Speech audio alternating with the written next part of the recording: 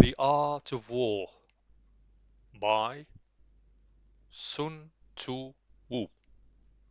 Chapter 1. Introduction. Sun Wu and his book. Sima Qian gives the following biography of Sun Tzu. Sun Tzu Wu was a native of the Qi state. His art of war brought him to the notice of Hou Lu, king of Wu. Hou Lu said to him, "I have carefully perused your 13 chapters. May I submit your theory of managing soldiers to a slight test?" Sun Tzu replied, "You may." Hou Lu asked, "May the test be applied to women?" The answer was again in the affirmative. So arrangements were made to bring 180 ladies out of the palace. Sun Tzu divided them into 2 companies and placed one of the king's favorite concubines at the head of each. He then bade them all take spears in their hands and addressed them thus: I presume you know the difference between front and back, right hand and left hand." The girls replied, "Yes." Sun Tzu went on, "When I say eyes front, you must look straight ahead. When I say left turn, you must face towards your left hand. When I say right turn, you must face towards your right hand. When I say about turn, you must face right round towards your back." Again the girls assented. The words of command having been thus explained, he set up the halberds and battle axes in order to begin the drill. Then to the sound of drums he gave the order, "Right turn." But the girls only burst out laughing.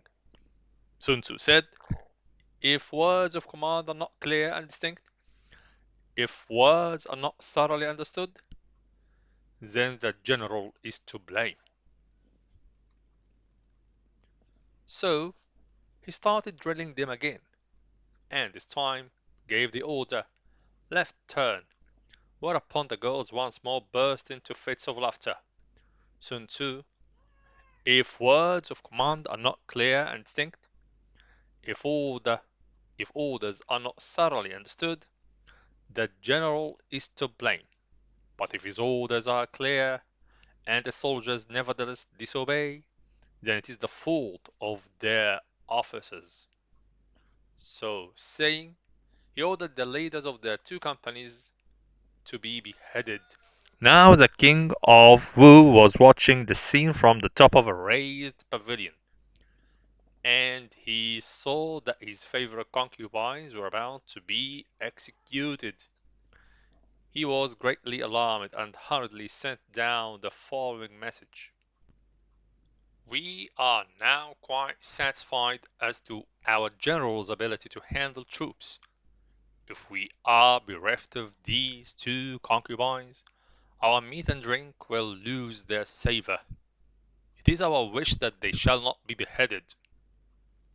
Sun Tzu replied, "Having once received his Majesty's commission to be the general of his forces, there are certain commands of his Majesty which, acting in that capacity, I am unable to accept." Accordingly, he had the 2 leaders beheaded, and straightway installed the pair next in order as leaders in their place. When this had been done, the drum was sounded for the drill once more, and the girls went through all the evolutions, turning to the right or to the left, marching ahead or wheeling back, kneeling or standing with perfect accuracy and precision, not venturing to utter a sound. Then Sun Tzu sent a messenger to the king, saying, "Your soldiers, sire, are now properly drilled and disciplined, and ready for your Majesty's inspection. They can be put to any use that their sovereign may desire. Bid them go through fire and water, and they will not disobey." But the king replied, Let our generals cease drilling and return to camp. As for us, we have no wish to come down and inspect the troops." Thereupon Sun Tzu said, "The king is only fond of words and cannot translate them into deeds." After that, Ho Lu saw that Sun Tzu was one who knew how to handle an army, and finally appointed him general. In the west, he defeated the Chu state and forced his way into Ying, the capital. To the north, he put fear into the states of Qi and Qin, and spread his fame abroad amongst the feudal princes. And Sun Tzu shared in the mind of the king. About Sun Tzu himself, this is all that Sima Qian has to tell us in this chapter, but he proceeds to give a biography of his descendant, Sun Pin, born about 100 years after his famous ancestor's death, and also the outstanding military genius of his time. The historian speaks of him, too, as Sun Tzu, and in his preface we read, "Sun Tzu had his feet cut off, and yet continued to discuss the art of war." It seems likely, then, that Pin was a nickname bestowed on him after his mutilation, unless the story was invented in order to account for the name. The crowning incident of his career, the crushing defeat of his treacherous rival Penang Pangchuan, will be found briefly related in Chapter V or Chapter 5. To return to the elder Sun Tzu, he is mentioned in two other passages of the Shi Chi.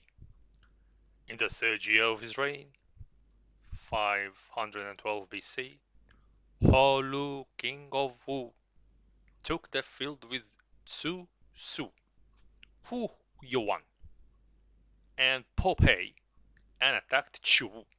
He captured the town of Shu and slew the two princes' sons who had formerly been generals of Wu.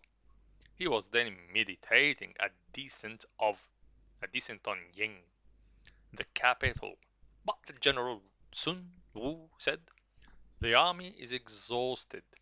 It's not yet possible. We must wait. We must wait." After further successful fighting, in the ninth year, 506 BC, King Ho Lu addressed Wu Tzu Su and Sun Wu, saying, "Formerly you declared that it was not yet possible for us to enter Ying. Is the time ripe now?" The two men replied, "Chu's generals Tu Chang is grasping and covetous, and the princes of Tang and Tsai both have a grudge against him. If your majesty has resolved to make a grand attack, you must win over Tang and Tsai, and then you may succeed." Ho Lu followed this advice, beat Chu 5 pitched battles, and marched into Ying. This is the latest date at which anything is recorded of Sun Wu. He does not appear to have survived his patron, who died from the effects of a wound in 496. In another chapter there occurs this passage. From this time onwards, a number of famous soldiers arose, one after the other. Cao Fan, who was employed by the Qin state, Wang Tzu in the service of Qi, and Sun Wu in the service of Wu. These men developed and threw light upon the principles of war. It is obvious enough that Sima Qian at least had no doubt about the reality of Sun Wu as an historical personage, and with one exception to be noticed presently, he is by far the most important authority on the period in question. It will not be necessary, therefore, to say much of such a work as the Wu Yue Chu Wun Chiu, which is supposed to have been written by Chao Ye of the 1st century AD. The attribution is somewhat doubtful, but even if it were otherwise, his account would be of little value, based as it is on the Shi and expanded with romantic details. The story of Sun Tzu will be found, for what is worth, in chapter 2. The only new points in it worth nothing are: 1. Sun Tzu was first recommended to Hou by Wu Tzu Husu. 2. He is called a native of Wu. 3. He had previously lived a retired life, and his contemporaries were unaware of his ability. The following passage occurs in the Huai when sovereign and ministers show perversity of mind. It is impossible even for a Sun Tzu to encounter the foe. End of page 3.